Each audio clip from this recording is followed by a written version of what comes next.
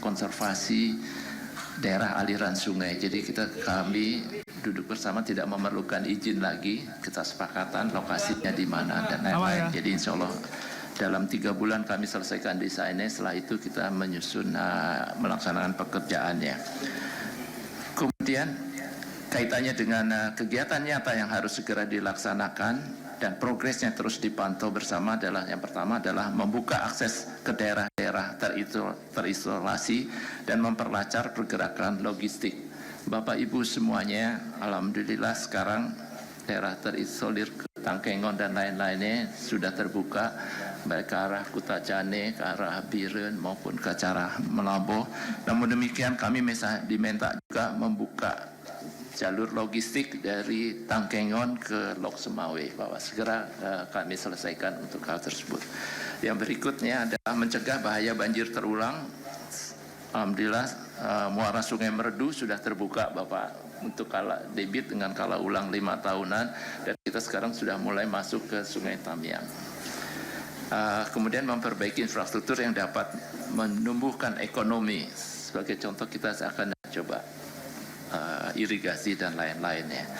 Yang terakhir, kami masih memerlukan ekskavator kecil buat pembersihan Bapak. Dan satu lagi adalah akses dan damping area untuk membersihkan tumpukan kayu di hulu Bendungan Kortoba, karena ini sangat membahayakan keselamatan. Demikian laporan yang bisa saya sampaikan. Terima kasih. Wassalamualaikum warahmatullahi wabarakatuh. Terima kasih Pak Ari. Ini mohon izin Ketua, untuk terlaksana kemarin itu, izinkan kami mendahului, kami harus taken minut menjadi dasar beliau kemarin.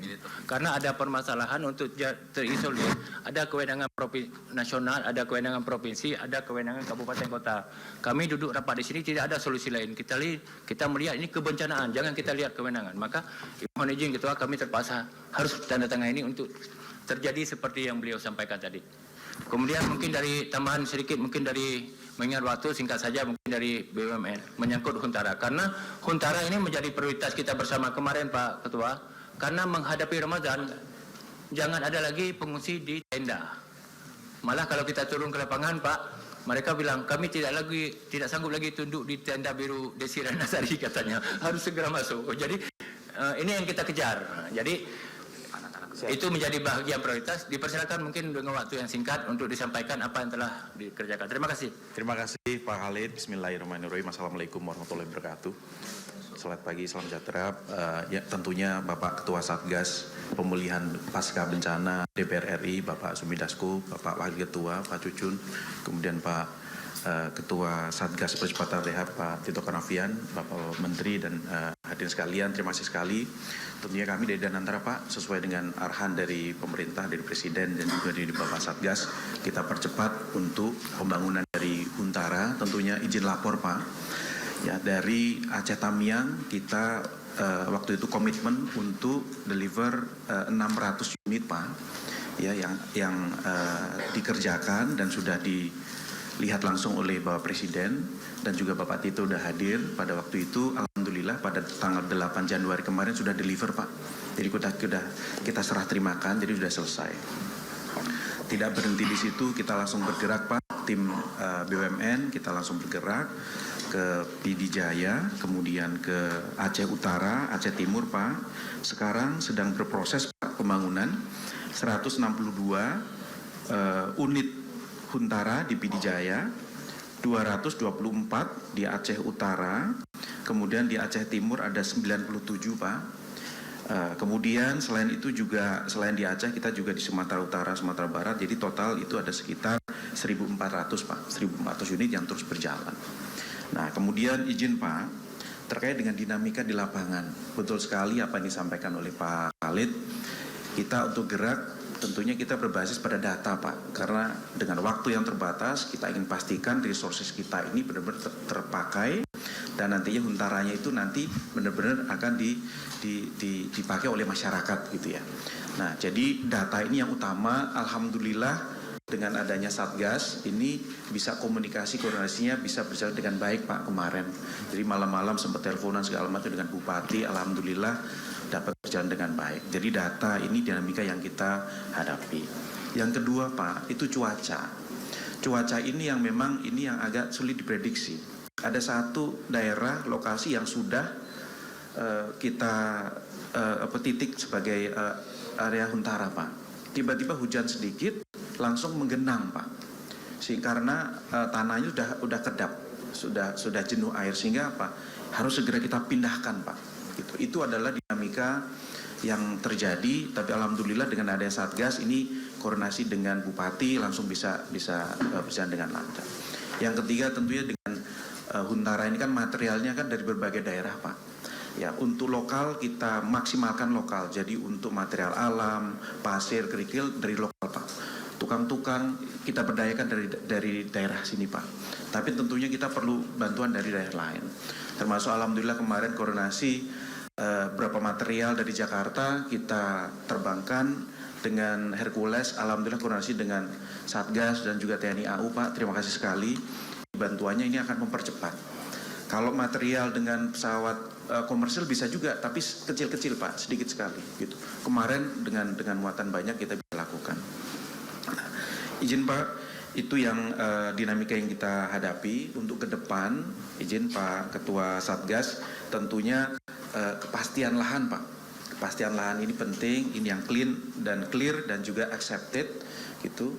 Karena ada beberapa aspek dari lahan secara kondisi apakah memungkinkan, kemudian ini lahan siapa, tentunya kita akan maksimalkan lahan dari Pemda, ya, lahan-lahan dari BUMN yang available, dan juga tentunya kebutuhan di daerah masing-masing. Itu yang menjadi perhatian. Dan yang kedua adalah dukungan dari aksesibilitas, Pak. Ini penting sekali dan alhamdulillah ya kerjasama dengan Kementerian PU, dengan Satgas ini juga alhamdulillah mulai berjalan dengan baik. Demikian Pak dari kami. Terima kasih. Wassalamualaikum warahmatullahi wabarakatuh. Terima kasih Pak BUMN. Alhamdulillah. Demikian Pak laporan kami, perlu juga kami sampaikan. Dan terima kasih kepada teman-teman dari kementerian yang telah mengirim PIC-nya yang luar biasa, sehingga komunikasi kami dengan PIC sangat bagus. Malah izin Ketua, kami bikin grup, ada grup PIC di situ. Setiap problem dari setiap PIC lempar ke grup, kita selesaikan bersama-sama. Malah misalnya kayak kemarin ada dari Kemendikdas, ya, ada sekolah udah nggak bisa dikerjakan oleh Kemendikdas, dilempar ke grup, mohon dukungan dari PU langsung jawab, kemudian sampai ke lapangan ini, PU juga nggak bisa kerja, harus direlokasikan. Saya minta untuk direlokasikan biar saya komunikasi dengan Bupati. Udah saya sampaikan ke Bupati. Terus, alhamdulillah, ini terus kita terbangun sangat luar biasa, komunikasi di grup, bisa kita selesaikan hal-hal kecil, tentu hal-hal besar, perlu kami sampaikan ke pimpinan untuk mendapat atensi dan kebijakan. Saya pikir ini, mohon maaf, banyak hal yang harus kita laporkan, tapi izin Ketua, saya berikan laporan secara tertulis. Kalau dibaca, disampaikan waktu. Terima kasih. Assalamualaikum warahmatullahi wabarakatuh. Baik, terima kasih. Saya sampaikan kepada, mau diserahkan. Ya, udah.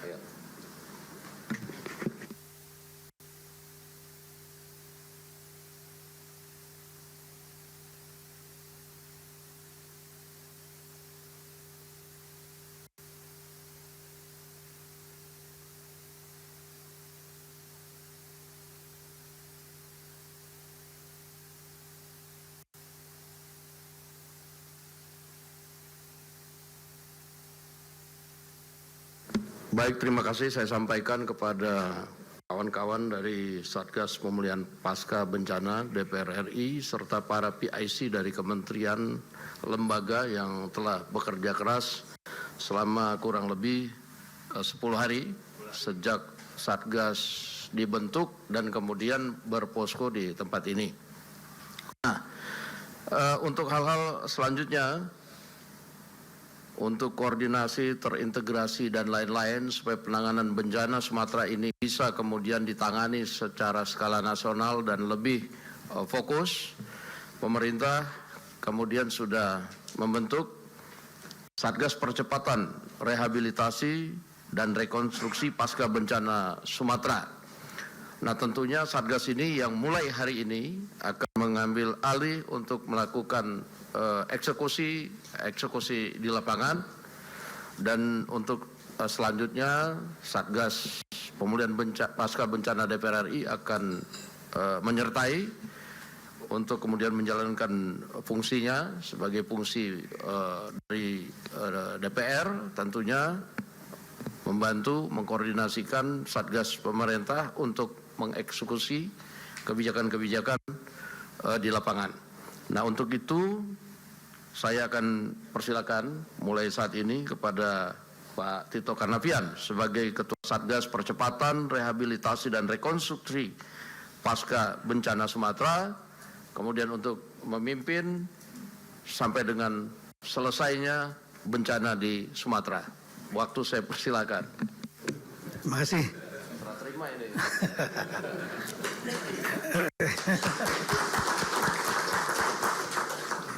Resiko. Bismillahirrahmanirrahim. Assalamualaikum warahmatullahi wabarakatuh. Selamat pagi untuk kita semua. Salam sejahtera. Saya ucapkan terima kasih kepada Kasatgas DPR RI Bapak Profesor Dr. Sumi Dasko yang juga Wakil Ketua DPR.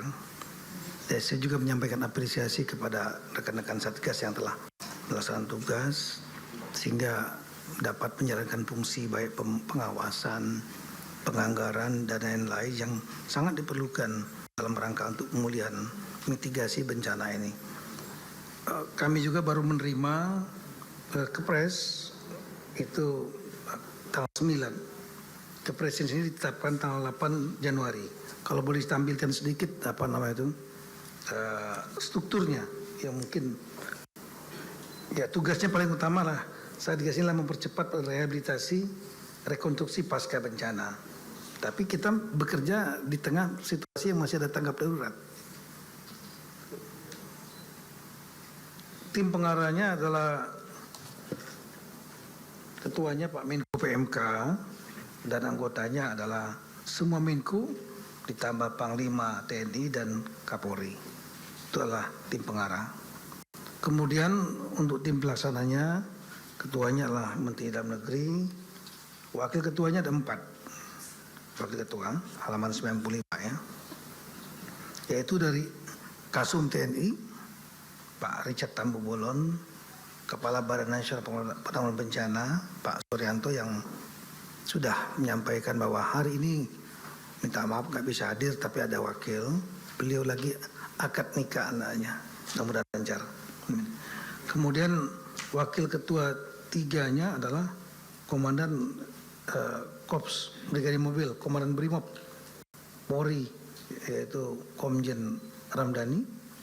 Ya, beliau ini sudah sering ikut operasi dengan Pak Richard Tambu Bolon dengan saya ini. Banyak operasi yang kita lakukan sama-sama termasuk Papua. Kemudian wakil ketua 4-nya adalah Kepala Badan Pengelola Investasi Daya Angkatan Tentara Pak Rosan. Ini memang mesin besar yang harus bergabung. Kemudian ada bidang-bidang di bawahnya. Bidang penyusunan rencana induk, rencana aksi, itu adalah Menteri PPN Kepala Bappenas bersama dengan Mendik Tinggi Sains-Tek, Pak Profesor Brian. Kemudian bidang penyediaan lahan, koordinatornya Menteri Agraria Tata Ruang, Kepala BPN. Kemudian untuk anggotanya adalah Menteri Lingkungan Hidup dan Menteri Kehutanan. Selanjutnya jadi Pak Nusron ini tuanya koordinator lahan nih. Kemudian untuk pengelolaan data, koordinatornya adalah Kepala BPS Ibu ini. Anggotanya Kepala BIG, Kepala BMKG, BRIN, dan Dirjen Dukcapil Kemendagri untuk data Dukcapil. Untuk bidang komunikasi publik, Menko Komunikasi Digital dan Kepala Badan Komunikasi Pemerintah. Sedangkan untuk infrastruktur, saya ulangi, ada yang terlewat tim pengarah. Selain Menko, Panglima TNI, Kapolri, juga di situ ada Bapak Purbaya. Saya lupa menyampaikan. Nih, kualat nih kalau nggak nanti ini. Karena kalau beliau ngambek kita mau rapat sampai malam juga, percuma juga kita nanti. Iya. Iya, nggak ada PT-nya. Kemudian untuk bidang infrastruktur, Menteri PU ada Bapak Dodi, terima kasih sini. Juga Menteri Perhubungan, Kemudian bidang pemukiman, koordinatornya adalah Menteri PKP Bang Ara. Selamat pagi buat Bang Ara. Kemudian didukung oleh Menteri Des Pembangunan PDTT Pak Yandri. Bidang sosial, Menteri Sosial dengan anggota Mendisdakmen, Menteri Kesehatan, Menteri Agama, Kebudayaan, Menteri PPA. Kemudian bidang energi dan konektivitas, Menteri Energi dan Sumber Daya Mineral, Kepala Badan Pengaturan Badan Usaha Milik Negara. Bidang ekonomi, pangan, koordinatornya Mentan, Pak Amran, anggotanya Menteri Industri, Menteri KKP, Menteri Perdagangan, Menteri UMKM, kemudian Menteri Ekonomi Kreatif, ini orang Aceh juga nih. Dan terakhir bidang tata kelola pemerintahan, Menpan RB bersama Wakil Menteri Dalam Negeri, yang mungkin akan saya tunjuk adalah Bapak Bima Arya. Nah, kemudian setelah kami menerima surat ini, Kepres ini, kami sudah melakukan 2 kali rapat yang cukup intens. Meskipun sebelumnya tentu sudah memiliki pemahaman lapangan dari sebelum adanya Kepres ini. Jadi 2 hari lalu kami rapat dengan Menteri PU, kemudian juga dengan Menko Pak Prasetyo dan Seskap dan Pak Richard Tambubolon tentang apa-apa yang akan kita kerjakan, brainstorming. Kemudian saya kemarin lengkap rapat, mungkin Pak Khalid juga monitor, Pak Saprizal monitor, dari jam 7.30 sampai dengan hampir jam 5 sore. Kita rapat dengan 3 gubernur, 52 kabupaten, bupati dan wali kota. Kita ingin memetakan, selama ini kita sudah tahu bahwa asumsi kita ada daerah yang sudah pulih sebetulnya, ada yang setengah pulih, ada juga yang memang belum pulih. Jadi kami bagi ada 3 kelompok kira-kira. Yang normality, pemulihan ini kan artinya normality, normalize. Jadi yang sudah normal atau mendekati normal, satu kelompok, yang setengah normal, dan yang belum normal, kira-kira gitu. Ini penting untuk biasa kalau dalam ilmu strategi perang itu know your enemy, know yourself, and you will win in 1,000 battles. Jadi mengetahui dulu permasalahan enemy. Enemy kita lah persoalan gitu. Soalan pasca bencana. Kita akan memetakan sehingga kita bisa menerapkan strategi kemana kita akan yang sudah mendekati normal dipoles-poles, dibantuannya. Kalau yang setengah normal sedikit agak serius, dan kalau paling serius, paling fokus menurut saya, ntar salah lagi. Paling fokus adalah yang belum normal. Nah itu kita selama ini berasumsi ada 12 dari 52 kabupaten kota yang terdampak, itu ada 753, semuanya saya ulangi 15 yang belum normal, yaitu 7 di Aceh Timur, Aceh Tengah, Aceh Utara, Gayo Luas, Tamiang, Banda Meriah, Pindi Jaya. Asumsinya ini berdasarkan penilaian top down. Dan kemudian untuk Sumatera Utara 5, yaitu Tapri Tengah, Tapri Utara, Tapri Selatan, Madinah Natal, Sibolga. Sedangkan untuk di Sumatera Barat ada 3, Tanah Datar, Padang, Pariaman, dan paling berat adalah Agam. Tapi kita ingin mendengar juga dari bawah, bottom up dari semua bupati, wali kota itu. Benar nggak sudah begitu? Nah ternyata ada beda-beda juga, paling beda. Ada yang kita nggak duga, ternyata perlu atensi.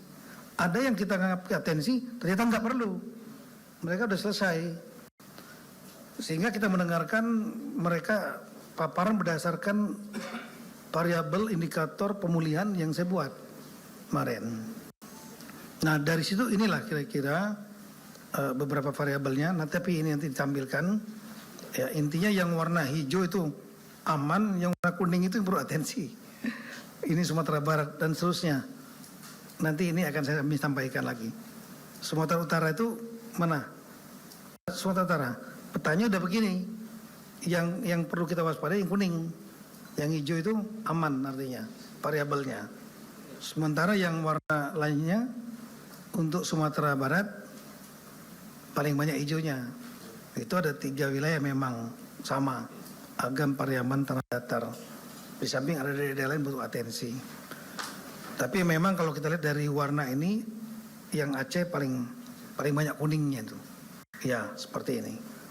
Nah, kemudian dari 2 kali rapat tersebut dan dari studi empirik yang kami lakukan pada saat di lapangan semenjak kita turun, itu saya merencanakan itu setelah ini ada beberapa poin yang akan dikerjakan oleh Satgas dan mohon dukungan dari Satgas DPR. Yang pertama, kami sependapat dengan Satgas, temuan Satgas DPR. Yang pertama adalah pemberian lumpur harus dipercepat. Jadi memang jalan-jalan relatif bagus, meskipun ada juga masalah nanti. Tapi pemberian lumpur ini adalah sangat penting sekali. Ya, terutama yang ada 2, daratan dan sungai. Di daratan itu di ganggang, rumah-rumah, toko dan lain, ini harus dibersihkan. Nah, untuk itu kekuatan yang ada mendapat saya harus perlu ditambah. Tambahan BKO, TNI dan Polri. Saya waktu di Hambalang saya sampaikan kepada Pak Kapolri, bisa nggak kira-kira ditambah 5.000 lagi. Kemarin waktu itu beliau nambah 1.000 sebelum Nataru. Alasan Pak Kapolri karena semua kekuatan sedang fokus di Nataru, Natal tahun baru. Nah, sekarang Nataru udah selesai. Mumpung sebelum Lebaran, saya ulangi sebelum Ramadan. Sebelum Ramadan, kalau Ramadan capek nanti kerja. Fisik ini kerjanya fisik ini. Jadi harus digenjot di time window ini, di periode waktu ini. Nataru selesai, kemudian Ramadan belum masuk, kita genjot. Saya minta Pak Kapolri saya sampaikan mohon dukungan Satgas DPR paling nggak 5.000 lah gitu. 5.000 nanti daerahnya di mana nanti kita lihat nanti petanya. Dan kemudian saya sampaikan juga pada Pak Maruli, kira-kira bisa nggak 10.000 sebetulnya. Karena kalau cuma 1.000 aja tenggelam. Kami aja kemarin ngirim 1.200 Praja IPDN itu hanya bisa fokus di tempat-tempat ke dinas-dinasnya di Tamiang saja. Kita belum lihat di Aceh Timur masalah, Gayo Luas ada masalah, nanti kita akan lihat. Nah, kemudian yang kedua adalah dari sekolah-sekolah kedinasan. Itu sebetulnya banyak sekolah kedinasan kita. Ada selain IPDN yang kami kirim 1.200. Saya yakin Pak Fat tahu, terasa kan kehadiran mereka, Pak. Baru hari kelima saja dinas-dinas yang tadinya sudah nggak yang hidup satupun. Yang hidup hanya kantor bupati lantai 2 aja. Sekarang dinas-dinasnya sudah bersih. Ya, tinggal persoalan mebeler. Kemudian laptop dan lain-lain. Kuncinya adalah mereka harus diberi modal. Jangan kita semuanya dari pusat. Kalau kita semua dari pusat, kita berikan dari apa? Minta semua dari Satgas, minta dari kementerian. Enggak, mereka juga punya APBD. Persoalannya adalah APBD-nya harus disburse, delivernya cepat. APBD-nya secepat mungkin. Nah, persoalannya kalau kita akan menunggu syarat salur sesuai sistem administrasi, kepala BKD-nya nggak jalan. Stafnya semua nggak ada di sana. Saya mengucapkan terima kasih banyak kepada Pak Purbaya karena kemarin saya diberitahu oleh Pak Teddy bahwa khusus Aceh Tamiang itu mereka sudah diberikan kalau nggak salah lebih kurang 170 miliar dari DAU tahap pertama tanpa melalui syarat salur. Syarat salurnya nanti akan disusulkan. Nah, mekanisme kecepatan seperti ini yang sangat diperlukan di daerah-daerah terdampak ini. Ya, jadi punya modal dia. Kita udah bersihkan kantornya, udah rapi, mungkin bisa ada gambarnya itu. Rapi tapi kosong, karena semua hancur kan. Nah, meblernya dia bisa beli sendiri, nggak bisa nunggu dari kita. Kalau kita semua ngurusin semua puluhan daerah terdampak ini, meblernya, kemudian laptopnya, komputernya, berat dan ribet. Tapi kalau mereka dikasih uang APBD tahap pertama, ya mereka bisa mengerjakan itu. Dan saya sudah membuat surat edaran kepada seluruh kepala daerah ini selaku Mendagri, pembina pengawas pemerintahan, sudah membuat edaran untuk mereka boleh melakukan perubahan APBD. Bahkan perubahannya yang untuk awal cukup dilakukan oleh bupati, wali kota, dan hanya memberitahu kepada DPRD. Kalau nggak lama lagi rapat DPRD, ini hitungannya kita bergerak hitungan menit, hitungan jam, hitungan hari. Saya ucapkan terima kasih sekali lagi kepada Pak Purbaya, dan mungkin mekanisme yang sama bisa dikerjakan di daerah lain yang nanti akan kita lihat petanya. Nah, kemudian berikutnya lagi adalah sekolah kedinasan tadi. 2 sudah menyambut, saya terima kasih banyak. 3 sudah menyambut. 1 adalah BPS. Ibu Winnie ngirim 500 untuk melakukan pendataan detail. Jadi selain rumah sedang ringan, ada lagi yang saya minta kepada beliau. Ini sebenarnya usulan dari Pak Wagub, Pak Dulo, untuk menghidupkan ekonomi supaya masyarakat memiliki daya beli. Nah, kita memberikan apresiasi pada saat di sidang kabinet. Ibu ini, Bapak Presiden menyampaikan bahwa kerjasama antara Dukcapil, Bu ini dan Menteri Sosial, kita bisa mengklirkan data penerima PKH itu jumlahnya sangat signifikan, 3,97 juta yang selama ini mungkin tidak efektif. Nah, kemudian itu akan menghemat anggaran. Kalau seandainya saja usulan dari Pak Fad, kalau bisa Pak yang terdampak ini masukkan dalam daftar penerima bantuan sosial Kemensos seperti PKH, bahkan Pak Menteri Kesehatan menyampaikan PBI, iuran untuk BPJS sehingga mereka masuk rumah sakit nggak perlu bayar, PBI, atau mungkin Pak Mensos ada lagi yang lain. Kita dorong masyarakat ini untuk menerima bantuan untuk memperkuat daya beli. Kenapa ini nanti ada hubungannya dengan ekonomi? Menteri Perdagangan, Menteri UMKM itu sudah turun menghidupkan pasar, menghidupkan warung-warung seperti ini. Tapi yang belinya seperti sebelah kanan itu, kami datang langsung ke lapangan bertiga dengan Pak Menkes, Menteri UMKM, yang belinya dari pagi cuma 2 orang Pak. Akhirnya busuk, kira-kira gitu.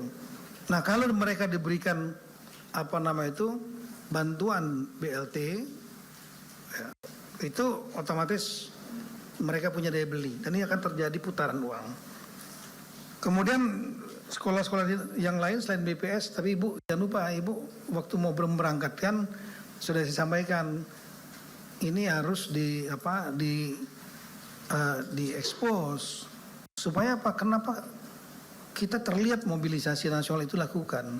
Selama ini mobilisasi dilakukan, tapi mungkin nggak terekspos di media, ya nggak terekspos di media, akhirnya seolah kita bekerja seadanya. Kalau enggak, mobilisasi dilakukan oleh Presiden semenjak hari pertama, tapi ini harus dimunculkan. TNI banyak sekali dimunculkan, Polri banyak sekali, BKO-nya, pesawat berapa puluh, heli berapa, tapi eksposnya mungkin yang kurang. Nah, sehingga ya dimulailah dari kemarin PDN, BPS, dan kemudian berikutnya lagi adalah Pak Menteri KKP. Pak Menteri KKP juga sama akan mengirimkan sekolah kedinasannya 1.000 orang, ngurusin mungkin bantu tambak-tambak yang terdampak daerah pesisir, dan ini masuk kurikulum semua nih, nggak perlu tambahan biaya karena biayanya memang udah biayanya sudah ada sekolahnya. Dan kemudian hanya dipindahkan menjadi KKN. KKN dipercepat, kira-kira gitu. Tapi timingnya sekarang, sebelum Ramadan. Kemudian Pak Kapolri juga ada nyampaikan, Pak Panglima ada nyampaikan pada kami, beliau mau mempercepat Latsitarda. Tapi saya dengar minggu ketiga, salah Pak ya. Tanggal berapa? Ini Pak Ramdhani rencana yang Latsitardanya? Tanggal 20-an Latsitarda untuk Akademi TNI, AL, AU, Akmil dan Polri bergabung seperti biasa, Latsitarda setiap tahun. Tapi ini mau dikerjakan sekarang di situasi lapangan yang sebenarnya. Nah, kalau saran kami kalau bisa, biasanya setara itu sebulan. Jadi kalau bisa mungkin bisa lebih cepat. Nah, benchmarknya seperti kemarin IPDN kami kirim, itu hanya seminggu saja persiapannya. Dan mereka membawa semua peralatan, tidak ada yang merepotkan orang lokal.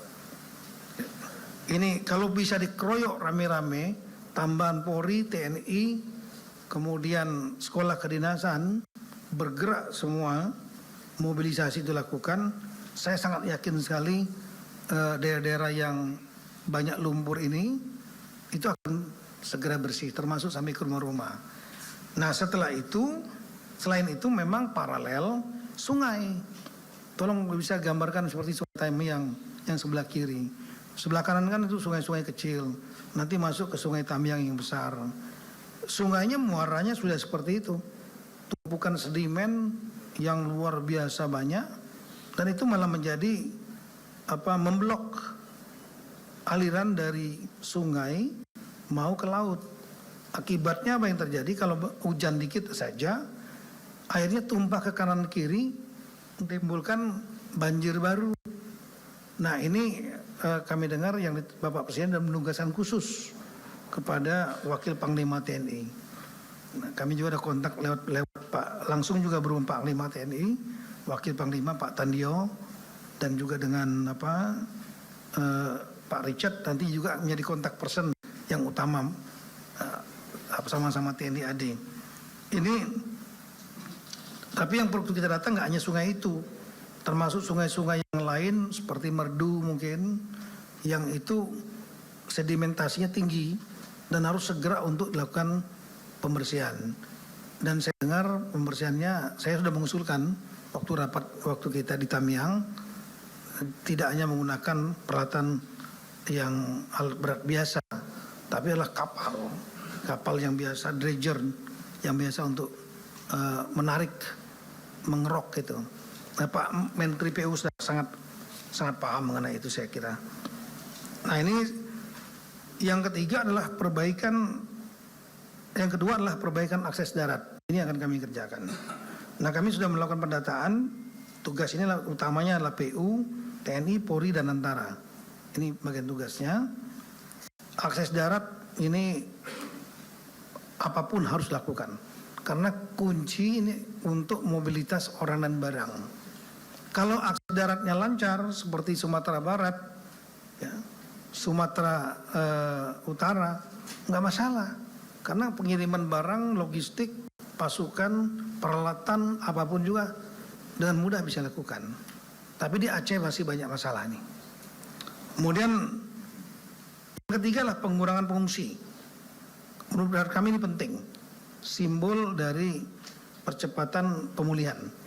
Karena makin dikit pengungsi yang di tenda-tenda, maka akan lebih mudah, akan menunjukkan bahwa situasi sudah mendekati normal. Nah, kalau kita melihat kuncinya data kerusakan rumah, ringan, sedang, berat, huntap. Nah, kita lihat data pengungsi. Coba lihat ini, data yang bukan yang ini, yang jumlah. Nah, ini. Jadi kalau kita lihat data ini, memang ada dua versi data sementara dari PKP dan juga dari BNPB. Ya, saya izin tanpa menafikan Bang Ara, dari Menteri, saya coba ambil yang BNPB aja sebagai contoh saja. Itu yang rusak ringan total 76.000 bawah itu. Yang sedang 45.000, artinya sudah 120.000. Rusak berat 53.000. Kalau saja kita bisa ada skemanya untuk rusak ringan sedang ini diberikan ringan 15 juta, sedang 30 juta. Artinya kalau mereka sudah terdata oleh pemerintah daerah dan kemudian di SK-kan oleh bupati, validasinya hanya sampai tingkat kabupaten. Ya, mohon izin Ibu BPKP. Dan kemudian setelah itu ditandatangani juga oleh Kapolres dan Kajari untuk supaya jangan sampai nanti bupatinya takut, wali kota takut. Dan ini setelah itu divalidasi oleh BPS dan Dukcapil, ditandatangani oleh Kapolres dan ya seperti ini. Sudah banyak studi yang sudah selesai. Itu kemudian uang 15 juta, 30 juta itu segera serahkan oleh BNPB. Nah, nanti BNPB bisa menjelaskan apakah saya dengar sudah ada yang tereksekusi. Tapi ini katanya memerlukan impres segala. Kalau impres saya bilang saya nyerah. Kalau impres sudah urusannya Satgas DPR gitu kan. Pak Dasko. Saya mungkin 2 minggu. Kalau Pak Dasko bisa 1 hari gitu kan. Cepat serahkan uangnya. Itu 70% sudah hilang. 120 juta. 120 ribu pengungsi. Sudah kembali. 120 ribu ini. Sisanya adalah, tolong data tadi, 53.432 yang rusak berat. Ya nggak mungkin mereka akan kembali karena memang rumahnya rusak berat dan hilang. Nah, untuk itu ada 2 skema di situ. Satu adalah skema membangunkan huntara. Mereka tinggal di hunian sementara sambil menunggu pembangunan hunian tetap. Yang kedua adalah mereka bisa diberikan juga dana tunggu hunian, DTH. Nah, kalau kita lihat memang Danantara kan 15.000 akan bangun. Ya, tapi berapa lama pertanyaannya? Dan kemudian setelah itu yang dibutuhkan 50 sekian ribu. Nah, Polri saya tahu TNI juga membangun hunian sementara. Pertanyaannya berapa totalnya?